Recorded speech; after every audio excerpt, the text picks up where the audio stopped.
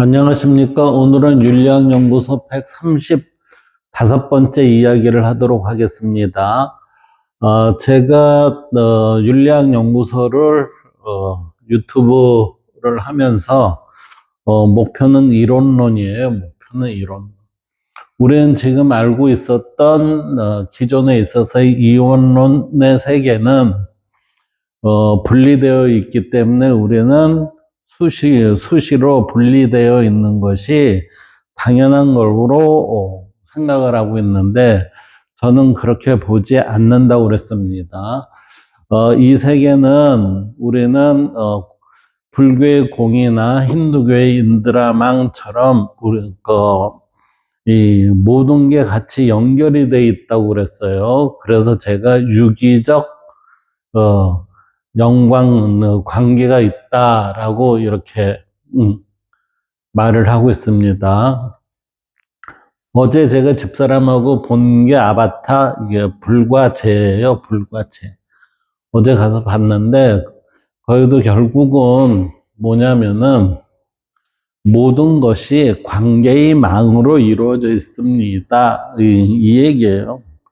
줄거리는 선과 악이면서 악은 징벌이 되고 선이 살아남되 결국은 그 모든 발음의 관계는 유기적으로 하나의 관계망으로 연결돼 있다. 이런 것을 이제 보여준 것 같은 영화가 아니었나 생각이 듭니다. 자, 이제 이론론을 한번 들어가 봅시다. 이론론의 의미 그랬어요. 이론론으로 세계를 이해한다는 것은 존재의 근본 구조에서 분리와 대립을 원초적인 것으로부터 인정하지 않는다는 뜻이에요. 그러니까 우리는 하나라는 거죠. 우리는 하나지 이게 분리되어 있는 존재들이 아닙니다. 이 얘기예요. 이거 분리라는 거는 우리는 달리 얘기하면 대립을 얘기를 할 수가 있고 이 대립으로 인해서 결국은 우리는 갈등이라는 게 있을 수가 있고 이 갈등으로 인해서 우리는 뭐죠? 불안함이 나올 수가 있죠. 불안함으로 그러니까 우리는 결국은 불편한 마음을 갖게 되죠. 불편심. 그러니까 이게 평정심이 이루어지질 않는 거죠. 그러다 보니까 우리는 이 문제가 이 현실에서 많이 발생을 하고 있다라고 저는 그렇게 봐요. 자, 그래서 세계와 세계의 근원, 그 다음에 인간과 절대자, 자연과 신을 서로 다른 차원에 놓고 연결하는 방식 자체가 문제이다 이렇게 보는 거죠. 이때 가장 먼저 재검토되어야 할 개념이 바로 절대자, 신의 위치예요. 신의 위치. 근데 이원론에서는 신의 위치가 우리하고는 별개의 세계에서 이루어져 있는 것입니다. 이렇게 보잖아요. 왜냐하면 전통적 유신론에서의 신 개념은 이때 전통적 유신론이라는 건 이원론의 세계를 바탕으로 전통적이라고 그랬어요. 근데 사실은 전통적으로 따져보면 가장 원초적인 형태에 있어서는 이원론은 아니었어요. 이원론이 득세를 한 그 원인이 있었죠. 그 시기가 있었고 그러다 보니까 지금까지 우리가 이 세상은 절대자와 우리의 현실 세계가 따로 놀게 되는 그 이원적 구조를 가지고 있습니다. 이렇게 지금까지 우리는 연속적으로 배워오고 있었던 겁니다. 그래서 이원적 세계관 위에서 형성되었기 때문이다. 오늘날 전통적 신 개념으로 제시된 내용에서 신은 세계와 구별하는 하나의 초월적 존재자이며, 그러니까 분리가 돼 있죠. 나와 신은 분리가 돼 있습니다. 세계는 그 신에 의해 창조가 되고 지배되는 대상으로 어떻게 돼요? 창조주가 우리를 지배를 합니다라고 이렇게 얘기하는 거죠. 그러나 이론적 관점에서는 이러한 구도가 그대로 유지될 수가 없어요.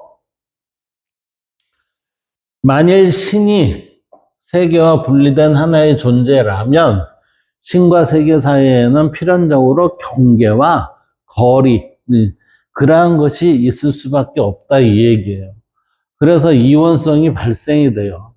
반대로 신을 세계 그 자체와 단순히 동일시해 버리면, 자, 보세요. 신을 세계 그 자체로 동일시해 버리면 신은 이 세계의 총합이나 아니면 자연현상의 다른 이름으로 환원되어 절대성 자체를 상실하게 되죠. 그렇기 때문에 우리는 이 절대성을 상실을 하게 되기 때문에 우리는 무엇이라고 얘기를 하냐면은,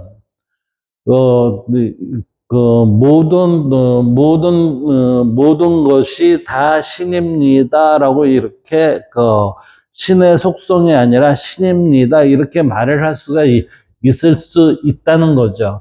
그러다 보면 절대성 자체를 상실하게 됩니다. 예. 신이라는 절대자의 부분을 우리는 여기에서 상실시키게 됩니다. 이렇게 되겠죠. 따라서 이론론에서 절대자를 사유하려면 이 절대자가 존재하려면 신을 존재하는 어떤 것이 아니라 존재가 성립하는 방식으로 재정의해야 합니다. 그러니까 이 존재가 성립하는 방식으로 우리가 절대자가 없습니다가 아니고 절대자가 따로 있습니다가 아니고 절대자가 존재하는 방식이 다르다. 예, 다른 표현으로 우리는 이걸 정리를 해줘야 된다 이 얘기예요. 그래서 이 지점에서 핵심적인 전환이 일어나게 됩니다. 예, 이 부분이 핵심이 되겠죠. 따라서 절대자는 세계 안에 있는 하나의 최고 존재자가 아니라 이 세계 안에 있는 최고 존재자가 아니라 세계로 드러나게 하는 근원적 조건입니다. 이 절대자로 인해서 이 현실의 세계가 드러나게 하는 그 부분입니다. 이 얘기는 해겔의 입장에 있어서 봤을 때는 그게 배경이 빛이 우리에 있어서의 현실의 배경이 될 수밖에 없습니다라고 하는 그 부분이에요. 그러다 보니까 그 부분에서 우리는 드러나는 모습, 이게 우리의 현실의 모습입니다. 이렇게 되는 거죠. 그래서 다시 말해 신은 무엇인가가 아니라 어떻게 존재가 드러나는가에 해당이 됩니다. 그러니까 what이 개념이 아닌 how의 개념으로 우리는 절대자를 이해해야 합니다라고 이렇게 보는 거예요. 그래서 스피노자가 말한 것처럼 신은 양태들 가운데 하나가 아니라, 여기서 보면 신은 양태들 가운데 하나가 아니라 양태들이 가능해지는 실체, 또 다른 양태 이렇게 보는 게 아니라 저는 이 유형계와 무형계를 우리는 뭐라고 그랬냐면은 각각의 다른 양태로 제가 표현을 한 적이 있어요. 그런데 그 양태들이 가능해지는 실체이며 하이데거의 표현을 빌리면 존재는 결코 존재자가 아니다. 불교적으로 말하면 법성은 개별 법 가운데 하나가 아니다. 그리고 모든 법이 법으로 성립하게 하는 바탕이다. 예. 지금 이 각각의 존재들은 개별적인 그러한 형태죠. 단지 뭐가 있냐면은 그 범주 크기가 다를 수는 있다 이 얘기예요. 그래서 하이데거의 표현을 빌리자면 존재는 결코 존재자가 아니고 우리의 존재는 그 존재자는 존재의 개념하고는 틀리다 이거죠. 단지 속성은 가지고 있다 이렇게 되는 거죠. 그게 우리는 불성, 법성 뭐 이렇게 얘기가 되는 거죠. 성 이런 식으로 이거. 그래서 이렇게 이해될 때 신과 세계의 관계는 동일성이나 대립이 아니라 자기 현현의 관계로 바뀝니다. 신이 자신의 모습을 이렇게도 드러냈습니다라는 자기 현현의 관계 이렇게 바뀐다는 거죠. 그래서 세계는 신과 나란히 놓인 어떤 대상도 아니고 신이 과거 어느 시점에 만들어 놓은 결과물도 아닙니다. 자기의 한 부분을 드러낸 것입니다. 이렇게 되는 거죠. 그래서 세계는 절대자가 자신을 표현하고 전개하는 방식이며 그 전개는 한 번으로 끝난 사건이 아니라 지금 이 순간에도 계속되고 진행되고 있습니다. 누구의 표현을요? 신이 절대자가 자신을 드러내는 방식을 지금 ing 현재 진행형으로 지금 우리의 이 세상에도 드러내고 있다 이렇게 보는 거죠. 따라서 창조란 무에서 유가 생겨난 과거의 사건이 아니라 이 얘기는 완전히 없었던 거에서 창세기 1장에 빛이 있으라 하면서 우리는 뭐가 생겼어요? 새로운 것이 창조가 됐습니다. 이렇게 봐서는 안 된다는 거죠. 그래서 존재가 매 순간 스스로를 드러내는 지속적 작용입니다. 존재가 매 순간 스스로를 드러내는 지속적 작용입니다. 따라서 창세기에 있어서 창세기 1장에 빛이 있으라 이 표현은 뭐예요? 창세기에 있어서 이 빛이 있으라는 표현은 아예 새로운 창조물을 만든 게 아니라 내 모습을 드러내는 하나의 과정으로서 빛이 활용이 됐다 이렇게 되는 거지. 그래서 따라서 신은 세계를 관리하거나 감독하는 외부의 통치자가 아니라 세계가 지금 존재하고 있다는 사실 그 자체의 근원이 절대자의 모습이다. 그래서 우리는 지금 그러잖아요. 세상에 악한 인간들이 잘 살고 있다. 왜 그럴까? 신은 그렇게 그들을 왜 징벌을 안 하고 그들이 더 잘 살 수 있는 이 세상을 만들게 되지? 악한 놈은 징벌을 해야 되지 않는가? 그런데 뭐예요? 만약 그게 진행이 된다면 어떻게 되죠? 절대자는 외부 통치자로서의 역할이 됐어야지. 그런데 여기엔 지금 뭐라고 그랬어요? 외부 통치자가 아니야, 신은. 절대자는. 왜 그러냐? 그 절대자는 세계가 지금 존재하고 있다는 사실 그 자체에 근원이 될 뿐이에요. 이렇게 되는 거잖아. 이때 흔히 문제되는 것이 초월성입니다. 이론론에서 신을 내재적 원리로 이해하면 초월성이 사라지는 것처럼 보이기 때문입니다. 신은 우리한테 내재되어 있습니다. 라고 그렇게 우리는 불교에서도 얘기하고 모든 종교에 있어서의 성령을 받았습니다. 그 다음 우리는 성을 보유하고 있습니다. 이렇게 얘기를 하는 모든 것이 뭐예요? 내재된 그러한 절대자의 한 모습이 있습니다. 라고 이렇게 얘기하고 있잖아요. 그러나 이는 초월을 공간적 외부성으로 오해한 결과이다. 초월이라는 것을 공간적 외부성으로 이해한 그 오해한 결과는 뭐예요? 나와 절대자의 세상은 따로 있습니다. 이렇게 분리를 했기 때문에 이렇게 본다는 거죠. 그래서 이론론에서 초월이란 세계 밖에 있다는 뜻이 아니라 세계보다 더 근원적인 차원에 있다는 뜻입니다. 그러니까 이 세상을 누가요? 절대자가 드러냈습니다. 그러면 이 드러낸 여기는 뭐예요? 그 내시면에는 뭐가 있다는 얘기예요?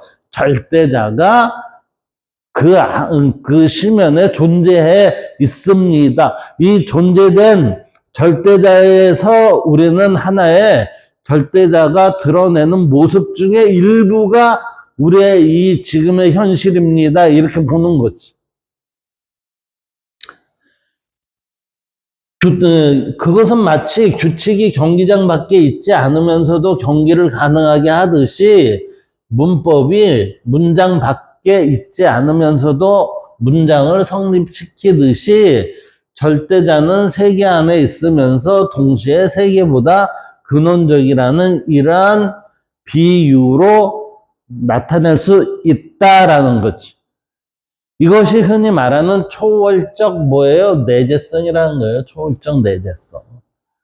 그래서 동양 철학에서는 도나 공, 유교의 리가 갖는 위상도 초월적 내재성으로 이해를 해야 합니다. 라고 이렇게 보고 있는 겁니다.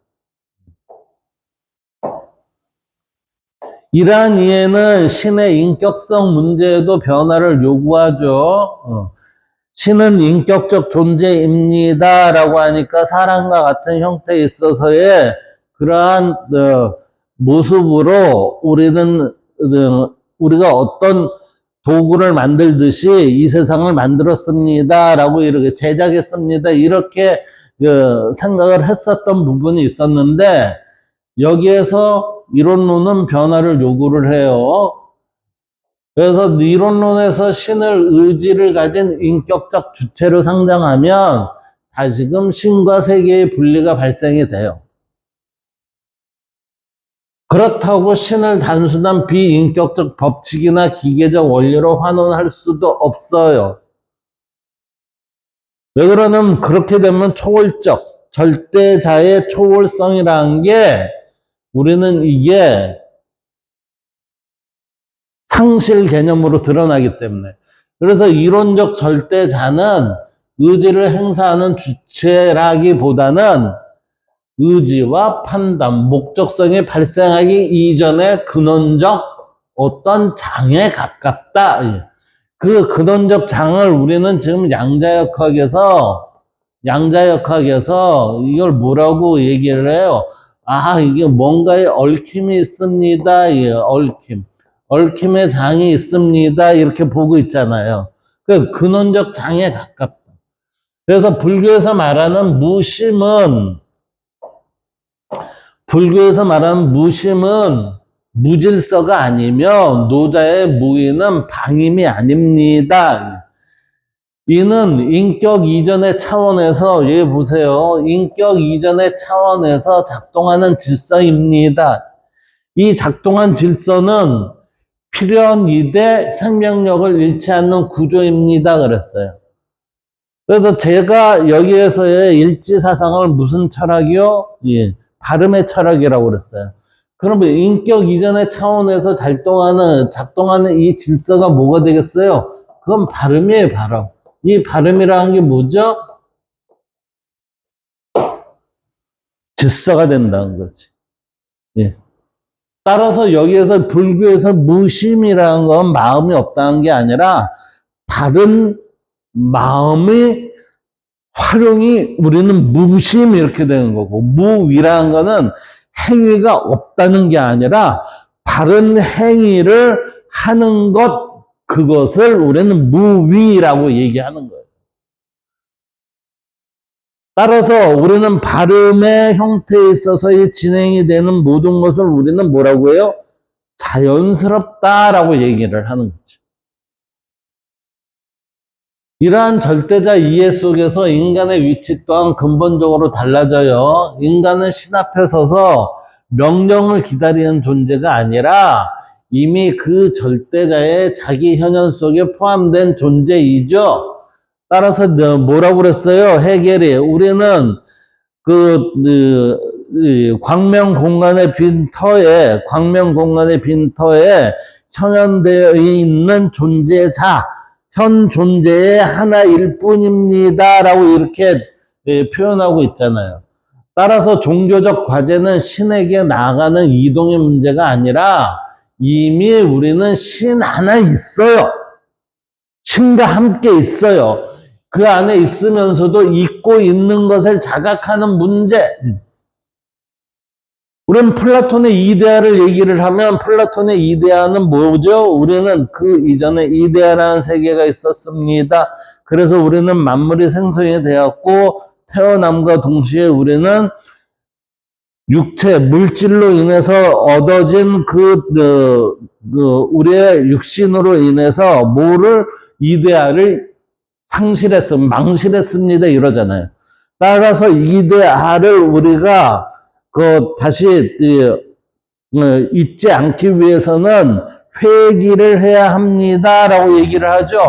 그 회귀 그리고 또 대학에 있어서의 명명도, 불교에 있어서의 자등명, 스스로의 등불을 밝히는 이 모든 것, 이게 결국은 뭐예요? 깨달음이에요, 깨달음. 깨달음의 상태를 회복했을 때,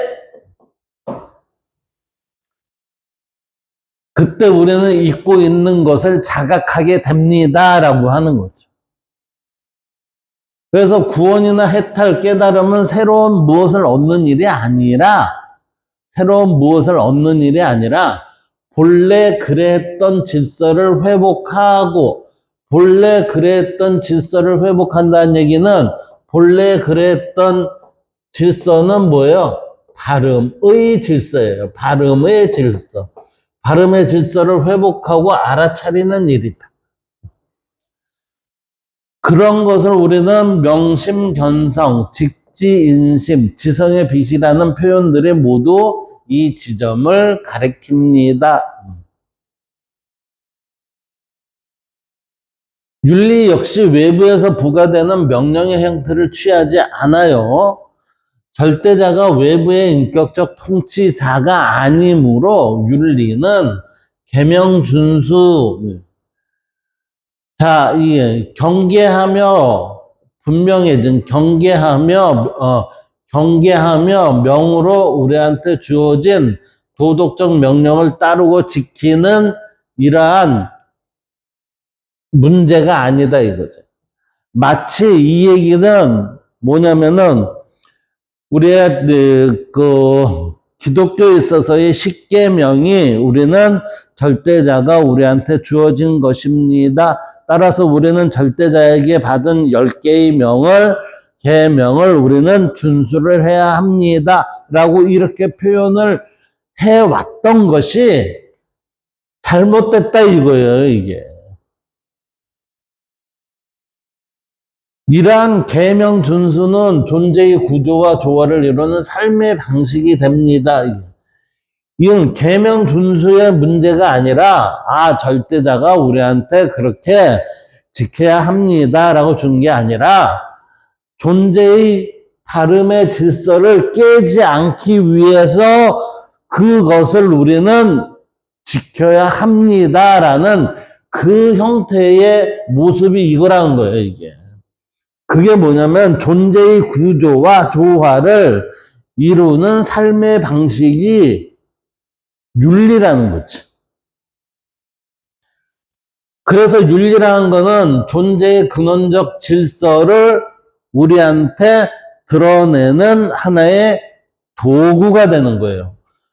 그래서 존재의 근원적 질서는 발음에 어긋나는 삶은 필연적으로 파열과 고통. 이 얘기는 뭐죠? 파열과 고통이라는 거는 이원론의 불일치로 인한 혼란과 갈등 그리고 무질서를 발생을 하는 것을 우리는 파열과 고통 이렇게 얘기를 해야 돼요. 그러니까 불일치 상태를 만드는 것, 이것을 우리는 갈등, 대립 이렇게 보잖아요. 그것이 파열과 고통을 낳고 이렇게 되는 거예요. 그 질서와 조화를 이루는, 이 질서와 조화를 이룬다는 것은 발음의 질서를 그냥 지켜나가는 것은 그러한 삶은 안정과 생명을 낳는다.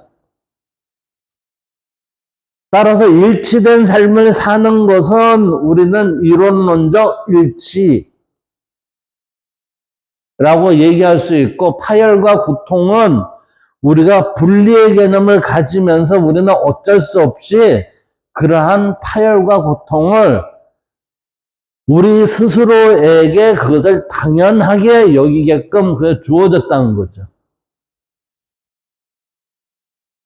그래서 파열과 고통으로 드러내는 이 원론의 그 원인적인 부분은 이게 우리가 절대자와 우리의 관계를 잘못 이해했기 때문에 그러한 것을 지금 지속적으로 배워왔는데, 이것은 우리가 아니다. 절대자와 우리의 관계는 분리된 게 아니라 함께 어우러져 있는 이 공간에 있다라고 봐야 된다는 거예요. 따라서 불교의 자비, 유교의 인과 중용, 스토아의 자연 합치가 서로 다른 전통임에도 깊이 공명하는 이유가 뭐예요? 이론론적 일치감을 서로가 주장하기 때문에 가능하다는 거지. 그래서 요컨대 이론론에서 절대자란 세계와 분리된 초월적 존재가 아니라고 그랬어요.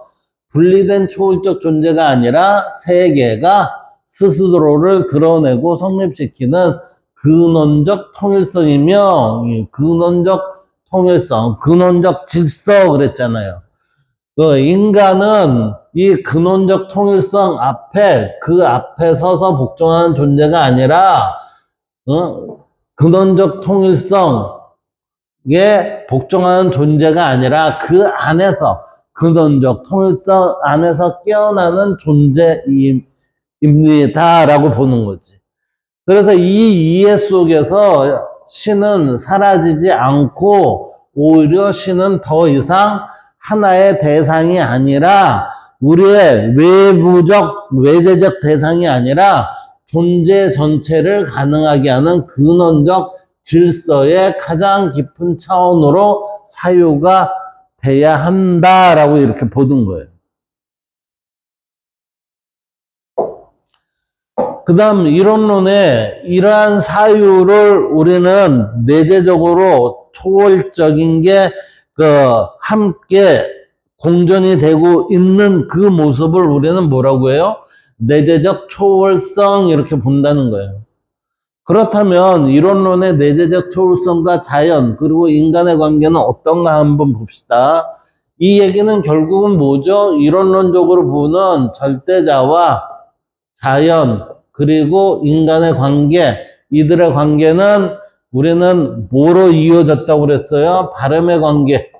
이 발음의 관계로 이어져 있습니다. 이렇게 제가 일지사상에서 지속적으로 얘기해 왔어요. 그럼 이 부분을 한번 살펴보면 이렇게 볼 수 있습니다. 내재적 초월성이란 절대자가 세계 바깥에 위치한 초월적 타자가 아니라 우리와 분리된 다른 세계에 있는 것이 아니라 지금 이 세계 안에 깃들어 있으면서도 세계의 개별적 존재들로 환원되지 않는다는 사유 방식입니다. 그러니까 이 얘기는 뭐죠? 우리와 같이 있으면서도 우리 자체가 신적 속성은 가지고 있지만 신은 아니다 이 얘기죠.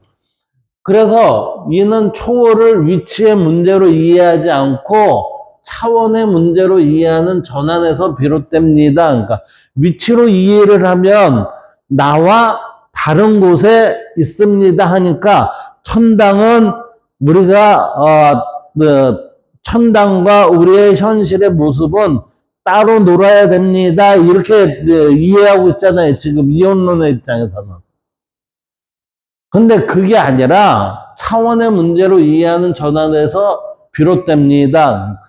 절대자의 초월적 상대,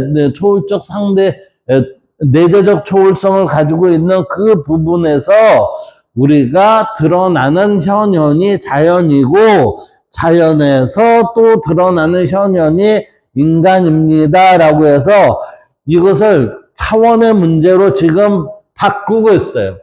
그래서 절대자는 자연과 인간과 동일한 평면 위에 놓인 하나의 존재가 아니라 자연과 인간이 존재할 수 있도록 하는 더 근원적인 차원에 속합니다. 이렇게 보는 거지. 따라서 절대자는 세계 안에 있으면서도 세계 전체보다 앞서 있고 그것을 우리는 이렇게 볼 수 있다는 거죠.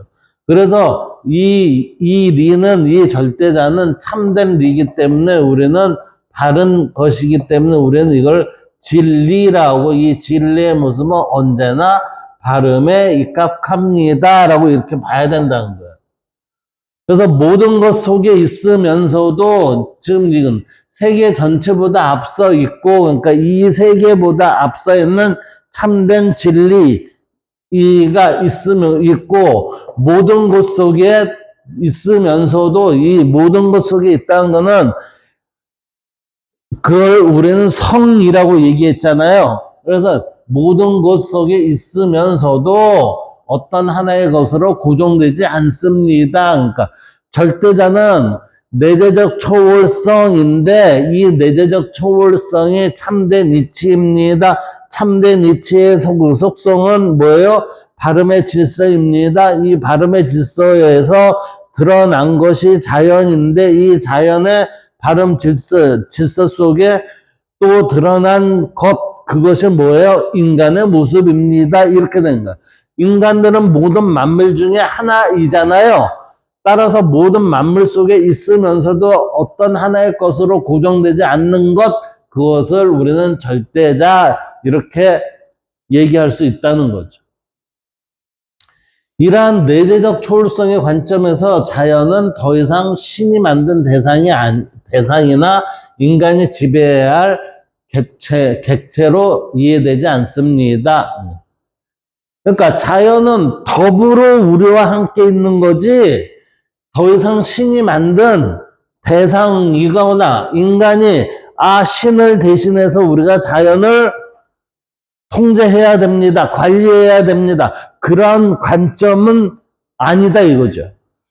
그래서 자연은 절대자가 자신을 드러내는 가장 직접적이고 근원적인 방식으로 자연을 드러냈다는 거죠. 그래서 자연은 신의 작품이 아니라 신의 표현입니다. 작품이라는 건 만든 거잖아요. 신의 표현이며 절대자의 외부적 산물이 아니라 그 자기 전개의 장입니다. 그러니까 자기의 하나의 모습을 노출한 것입니다. 이렇게 된 거지.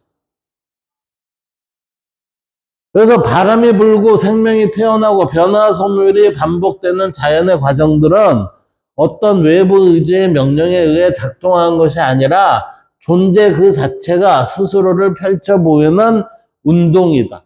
이때 자연은 단순한 물질의 집합이 아니라 초월적 근원이 내재적으로 작동하는 장이 됩니다. 이렇게 되는 거예요. 그 인간 역시 자연에서 자연과 같은 그 형태에 있어서의 절대자, 내재적 초월성을 지닌 그 절대자로부터 자기의 표현으로 드러난 것이 인간일 수밖에 없잖아요. 근데 인간은 다른 것과 달리 좀 독특한 부분을 가지고 있어요. 그것을 우리는 뭐라고 표현을 했냐면 이성이라고 얘기해요. 그래서 그 이성이라는 거는 참된 이치, 참된 이치가 우리에 내재되어 있습니다.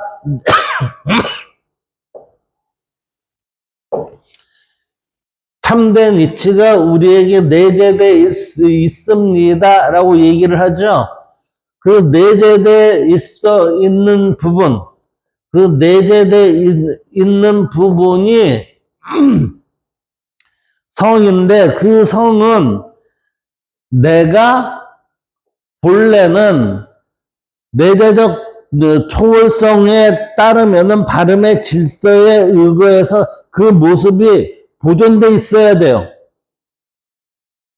근데 누구는 보존돼 있고 누구는 보존되지 않는 형태로 드러나는 거. 이것을 정약용은 뭐라고 그랬냐면 자주직원이라고 그랬어요. 자주직원. 자, 여기 봅시다. 그래서 자연은 단순한 물질의 집합이 아니라 초월적 근원이 내재적으로 작동하는 장이라고 그랬어요. 내재적으로 작동하는 장, 그러니까 하나의 영역이 된다는 거죠. 인간 역시 이 구조에서 자연과 본질적으로 분리되지가 않겠죠. 그래서 인간은 자연 위에 군림하는 예외적 존재도 아니고 자연 속에 단순히 끼어있는 우연한 산물도 아닙니다. 인간은 자연이 자기 자신을 의식으로까지 드러낸 한 방식이며, 인간은 자연이 어떻게 해요? 자기 자신을 의식으로까지 드러낸 한 방식이며, 이때 의식이 뭐예요? 이성이에요, 이성. 이거. 근데 이성이 초월적 내재성을 가지고 있는 절대자와 일치감을 갖기 위해서 우리는 리라는 게 지속적으로 쓰여졌어요. 따라서 이 리가 성과 함께 연관이 되어 있기 때문에 이 리라는 것은 절대자의 얘기면 이 성은 우리의 객체들의 내용이에요. 따라서 객체와 절대자의 초월적 내재성이 인간에게 같이 들어져 있습니다라고 표현을 한 것을 우리는 이성 이렇게 봐야 된다는 거지.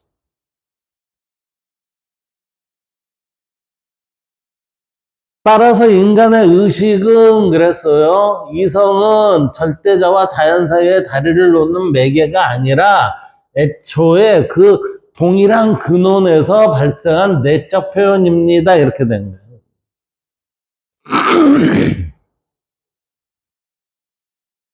그래서 인간이 세계를 인식하고 의미를 묻는 행위는 절대자가 인간이라는 형식을 통해, 그러니까 인간이라는 형식을 통해 그랬으니까 이건 뭐예요? 아, 매개자의 역할을 네가 가졌다 이 얘기예요. 자신을 반성하고 되비치는 과정으로 이해될 수 있습니다. 이때 인간과 절대자의 관계는 대면 관계가 아니죠. 인간은 신 앞에 서서 명령을 듣는 객체가 아니에요. 이미 그 안에 포함된 존재라는 거지. 절대적 내재성의 속성을 가지면서 드러난 현현의 입장이 자연이고, 자연에서 의식을 가진 채로 나타난 것이 인간입니다. 이렇게 된 거예요. 따라서 인간이 이 육신을 가지고 있다는 것은 우리가 초월적 내재성을 가지는 절대자와 자연 속의 한 개체로서의 우리의 삶을 가지게 되는 그 존재자로서의 그 모습은 초월적 내재성인 절대자와 요 개별 개체자의 존재자의 의미를 연결을 해주는 그 것은 무엇이다? 이성인데 이 이성이라는 건 뭐라고 그랬어요? 근원적인 실체의 내재, 근원적인 실체에서 그 절대자에서 발생한 내적 표현을 우리는 이렇게 가지고 있다는 거지. 그래서 내재적 초월성의 관점에서 신은 인간의 외부에 있는 타자가 아니라 인간의 사유와 생명, 윤리적 감수성이 가능해지는 근원적 깊이입니다. 이렇게 된 거예요. 근원적 깊이. 그래서 인간이 진리나 선, 아름다움을 향해 나갈 수 있는 이유는 그것들이 외부에서 강요되었기 때문이 아니라 인간 존재 자체가 이미 그 초월적 깊이에 다 있기 때문입니다. 그래서 우리는 뭐라고 해요? 깨달아라 얘기를 하고, 플라톤은 뭐라고 그랬어요? 회귀해라. 그쪽으로 회귀를 해야지. 그래서 인간의 각성과 성찰은 신에게 접근하는 이동이 아니에요. 자기 존재의 근원으로 신에게 되돌아가는 회복의 과정입니다. 회복의 과정. 깨달음은 본래의 나를 되찾는 것이에요. 그러니까 회복의 과정이겠죠. 이러한 구조 속에서 인간과 자연의 관계 역시 근본적으로 재정의를 해야 돼요. 그래서 자연이 절대자의 내재적 자기 표현이고 인간이 그 현황의 자각적 양태라면 인간은 자연을 지배하거나 소유할 수 있는 절대적 주체가 될 수 없어요. 그냥 더불어 같이 내재적 초월성에서 머무는 존재들입니다. 이렇게 봐야지. 그래서 인간이 자연을 파괴하는 행위는 외부 대상에 대한 폭력이 아니라 자신을 낳은 근원적 질서를 훼손하는 자기 모순적 행위가 되는 것입니다. 그러니까 자해 행위를 하는 거지. 자해 행위. 내가 자연을 훼손하는 행위는 내가 나에 대한 자해 행위를 행하는 것을 이렇게 본다는 거예요. 그래서 반대로 자연과 조화를 이루는 삶은 도덕적 선택 이전의 존재론적 일치의 회복입니다. 그러니까 깨달음의 현상을 내가 이 세상에 펼치고 있는 것입니다. 이렇게 되는 거예요. 그래서 이 점에서 생태윤리는 단순한 윤리 규범이 아니라 내재적 초월성에 대한 올바른 이해에서 필연적으로 도출되는 우리의 삶의 태도입니다. 이렇게 보는 거지.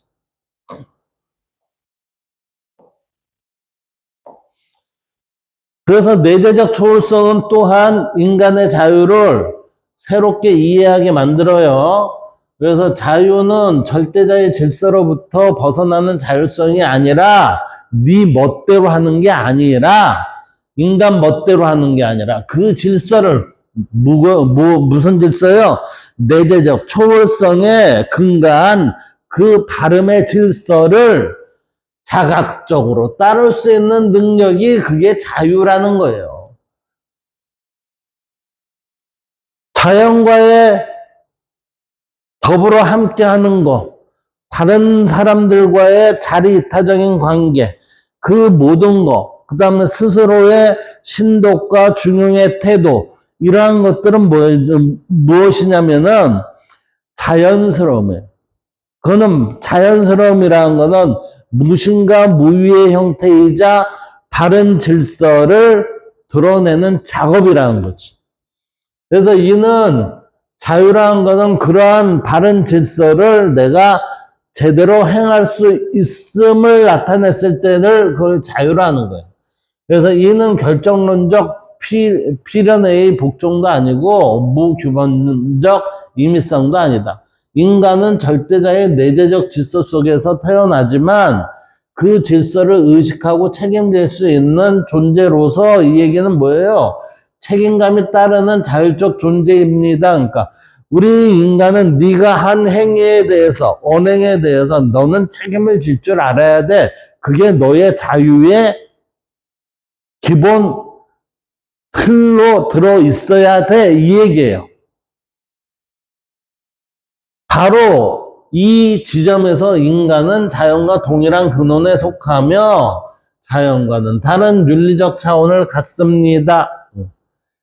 종합하면 내재적 초월성은 절대자 자연 인간을 위계적으로 분리하지 않으면서도 혼동하지 않는 구조를 제공을 하죠.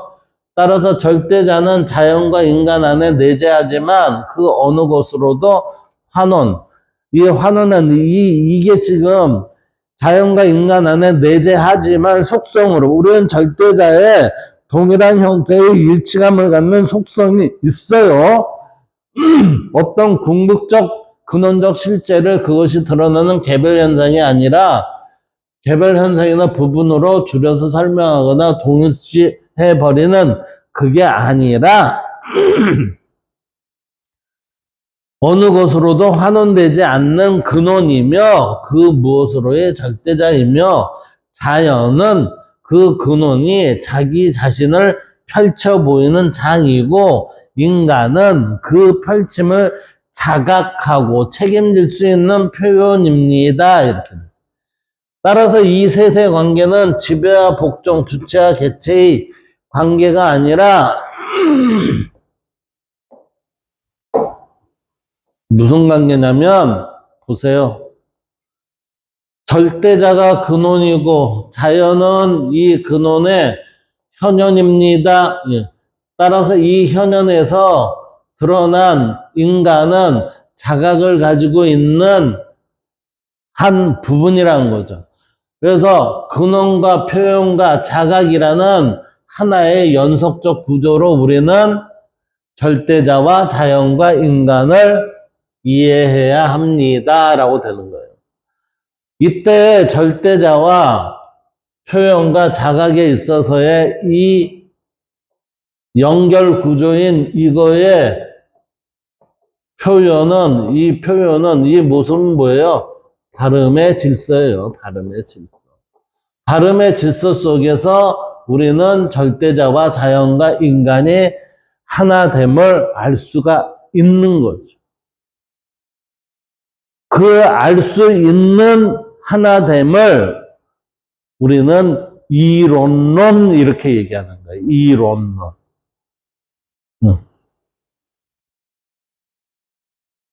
자, 윤리학연구소 135번째 이야기 이론론 첫 번째 내용은 여기에서 마치도록 하겠습니다. 감사합니다.